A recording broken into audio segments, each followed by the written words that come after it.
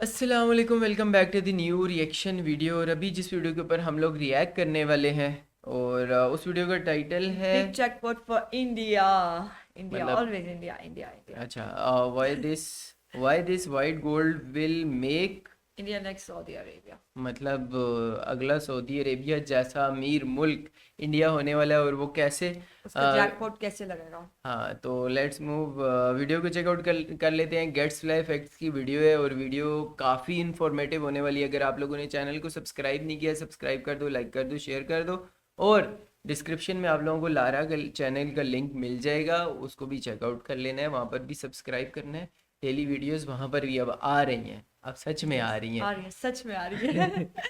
तो let's move start करते हैं। इंडिया को जम्मू एंड कश्मीर के रियासी डिस्ट्रिक्ट में फ्रिकिंग 34 ट्रिलियन रुपीस का खजाना मिल गया है। ये Trillion? पोटेंशियली इंडिया की सऊदी जैसा ही काया पलट कर सकता है। मतलब जैसे 1938 में सऊदी के दमाम इलाके में ऑयल मिलते ही देश की किस्मत रातों रात चमक गई थी, सेम वैसे ही ये लिथियम डिपॉजिट इंडिया के लिए भी एक गेम चेंजर साबित हो सकते हैं। लेकिन यहाँ पर एक प्रॉब्लम है। जैसे ही इंडिया ने ये अनाउंसमेंट की, जैश ए मोहम्मद ने इंडिया को धमकी दे डाली कि जो कोई भी रिजर्व्स को एक्सकेवेट करने की कोशिश करेगा उसे हम खत्म कर देंगे। ये इसका दूसरी है? प्रॉब्लम इंडिया के लिए, इस सब में यूएस भी पीछे नहीं है। उसने इंडियन अनाउंस अच्छा, किसी भी मुल्क में कोई भी चीज़ निकलती है ना, किसी और को मसला हो या ना हो ना, अमेरिका को सबसे पहले सबसे प्रॉब्लम पहले होती प्रॉब्लम है। होता है क्योंकि वो किसी को आगे निकलने ही नहीं देता. वो वो उसको चाहता ही नहीं वो उसके निकले आगे. पेट में दर्द पड़ जाता है कि यार ये मुल्क कहीं मेरे से आगे ही ना निकल निकल जाए। जाए. इसको सबसे बड़ा के प्रॉब्लम ये होता दूसरे ही दिन अपने एनवॉय को इंडिया के लिए रवाना कर दिया ताकि वो इंडिया के साथ जॉइंट ऑपरेशंस करके लिथियम से आने वाले प्रॉफिट्स को शेयर कर सके। सो वाह। करंटली ग्लोबल लेवल पर है। तेरे बाप छोड़ के गया था कि तेरी माँ आगे से ये नहीं मेरा बोला। नाम है गौरव और अभी हाल ही में 9 फरवरी को जम्मू कश्मीर में जियोलॉजिकल सर्वे ऑफ इंडिया को 5.9 मिलियन टन का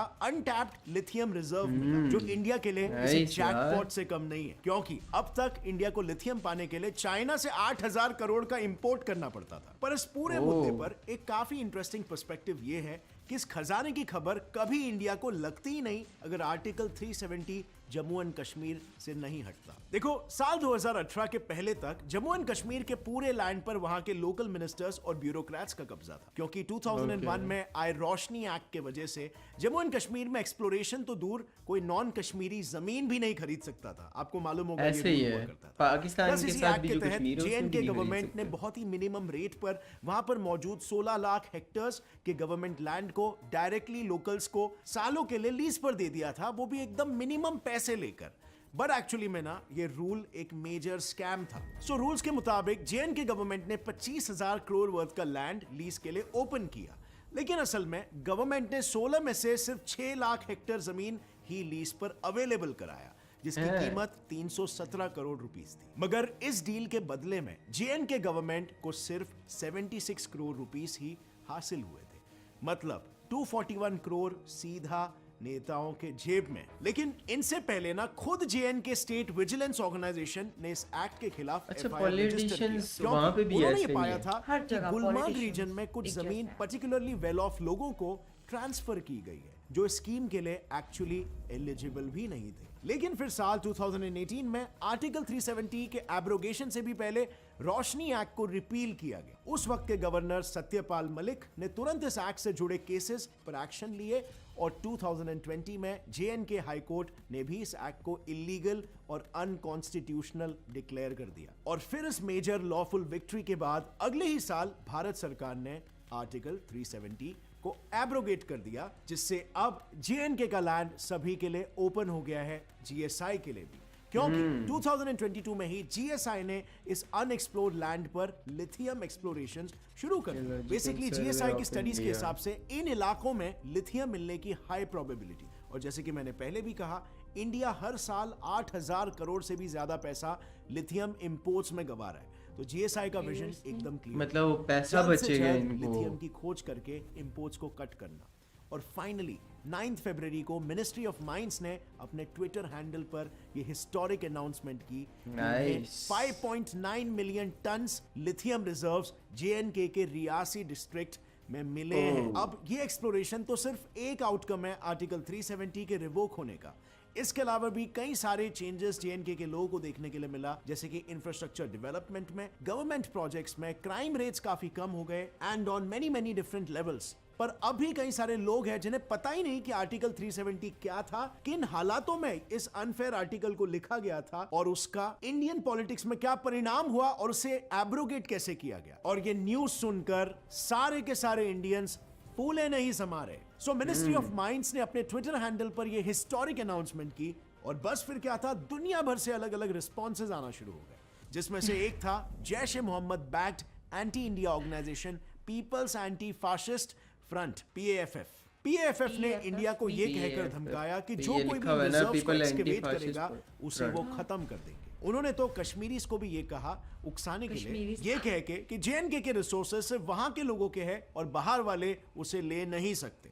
बट ऑब्वियसली इंडिया ऐसी धमकियों से डरने वाला नहीं है, क्योंकि GSI ने ये ओपनली अनाउंस कर दिया है कि वो जल्द ही लिथियम माइनिंग शुरू करने वाले हैं। खैर, ये तो बात हुई टेरर ऑर्गेनाइजेशंस की, लेकिन इस लिथियम अनाउंसमेंट के बाद अब वर्ल्ड लीडर्स का भी पूरा फोकस इंडिया पर आ गया है। सबसे पहले तो USA का GSI की अनाउंसमेंट जरूरी था USA ने अपनी टांग अड़ाना, अपने एनर्जी एनवॉय को इंडिया के लिए रवाना कर दिया, क्योंकि अगर यूएस की लिथियम डिमांड को देखें तो वो ईयर ऑन ईयर 69% से बढ़ रही है और इसी डिमांड का 90% इंपोर्ट अर्जेंटीना और चिली फुलफिल करता है। मतलब यूएस इन कंट्रीज पर ओवर डिपेंडेंट हो चुका है और बस इसी प्रॉब्लम को सॉल्व करने के लिए बाइडेन एडमिनिस्ट्रेशन ने national blueprint for lithium batteries को लॉन्च किया है। इस प्लान के अकॉर्डिंग यूएस इंपोर्ट को कम करना चाहता है और सेल्फ रिलायंट बनना चाहता है, जिसके लिए वो और ज्यादा इन्वेस्टमेंट्स माइनिंग से लेकर लिथियम प्रोडक्शन में करने का प्लान कर रहा है, जिसमें ऑफ कोर्स इंडिया के ये रिसोर्सेज उसके लिए एक गोल्डन अपॉर्चुनिटी की तरह है। यही रीजन है कि उसने अपने energy resources assistant secretary Geoffrey R Pyatt को एनवॉय के तौर पर भेजा है। वो भी स्ट्रेटेजिकली प्लान गाड़ियों वगैरह में। मैं इतने सर्टेनिटी से इसलिए बोल रहा हूँ क्योंकि जरा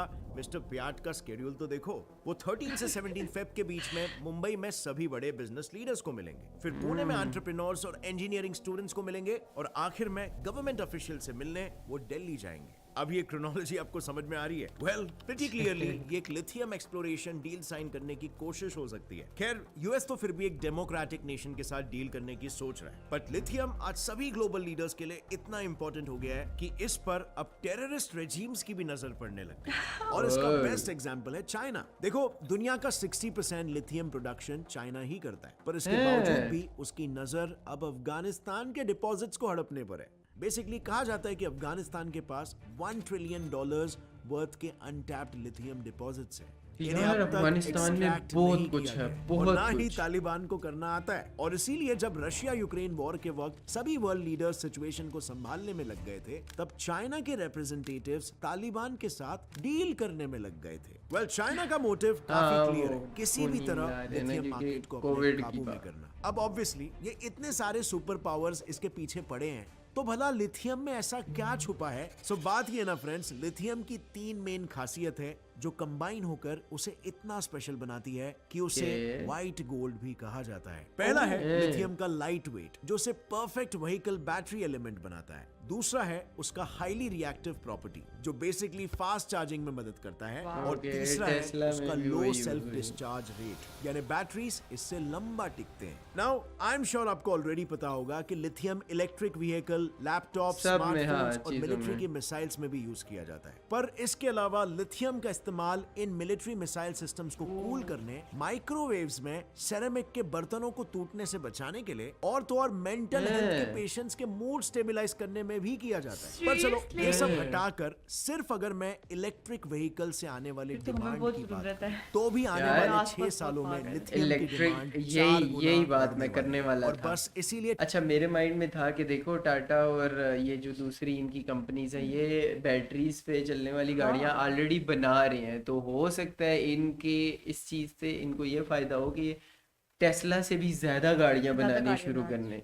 2021 में ही इस सॉफ्ट सिल्वर मेटल का प्रोडक्शन 100,000 टन्स क्रॉस कर चुका था। कारण है सिर्फ और सिर्फ कंट्रीज का ईवी कमिटमेंट। बेसिकली सभी देश अपने कार्बन एमिशन को कलेक्टिवली कम करने में लग गए हैं और 2030 तक यूके, स्वीडन, जर्मनी जैसे देश खुद को 100% इलेक्ट्रिक व्हीकल मार्केट बनाना चाहते हैं। और ऐसी कंट्रीज जो इसी रास्ते पर चल रहे हैं उसकी लिस्ट बहुत लंबी है। क्योंकि एक्सपर्ट्स का नॉर्वे, ये कहना है कि ये Canada, white gold Japan. Future में ब्लैक गोल्ड यानी कि पेट्रोल को रिप्लेस करने वाला है। और अब आप समझे मैं क्या कह रहा था जब मैंने इंडिया के हाँ। सिचुएशन को सऊदी के सिचुएशन से कंपेयर किया था। जैसे ऑयल मिलने के बाद सऊदी की किस्मत रातों रात बदल अच्छा, गई। उसको कुछ ब्लैक वैसे ही गोल्ड का इंडिया और के इसको साथ व्हाइट भी हो गोल्ड। सकता है। आप जरा सोचो, एक समय पर जिस देश में मोस्टली नोमैडिक्स रहते थे वो आज दुनिया का बजट हिला देने के काबिल बन गए, और सिर्फ वहां ये मिले ऑयल oil। रिजर्व्स की वजह से। और ये सऊदी के केस में कैसे हुआ? वर्ल्ड वॉर 1 के बाद से दुनिया में एक मेजर ऑयल क्राइसिस आ चुका था, पर सुपर पावर्स के बीच की टेंशन कम होने का नाम ही नहीं ले रही थी। तो इंटर वॉर पीरियड में, मतलब फर्स्ट और सेकेंड वर्ल्ड वॉर के बीच वाले टाइम पर इन सुपर पावर्स ने ऑयल की खोज जोरों शोरों से शुरू कर दी। फिर 1938 में जब अमेरिका ने सऊदी के दमाम रीजन में एक्सप्लोरेशंस कंडक्ट किए, तब उन्हें यह पता चला कि यहाँ तो दुनिया का सबसे बड़ा पेट्रोलियम रिजर्व है। और बस फिर क्या Yes। था,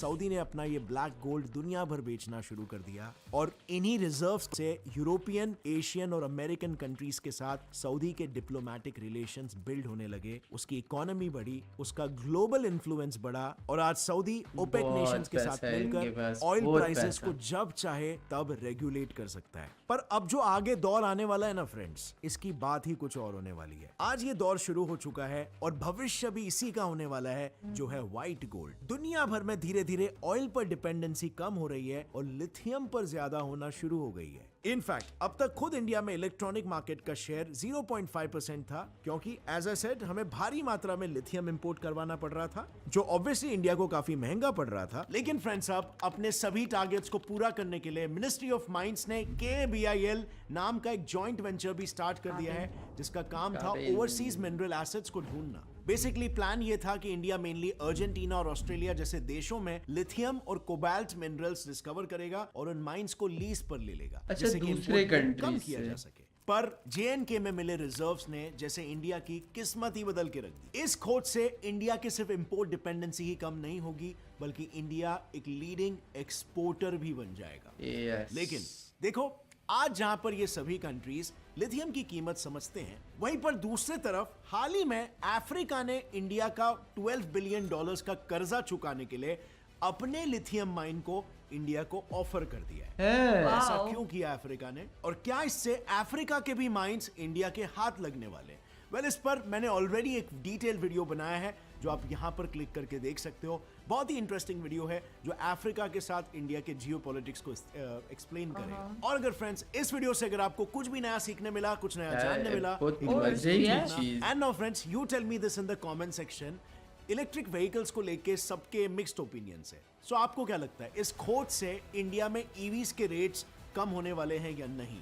कमेंट्स में बताना। और अगर इस पर्टिकुलर वीडियो से आपको कुछ भी नया सीखने मिला, एक लाइक जरूर ठोकना।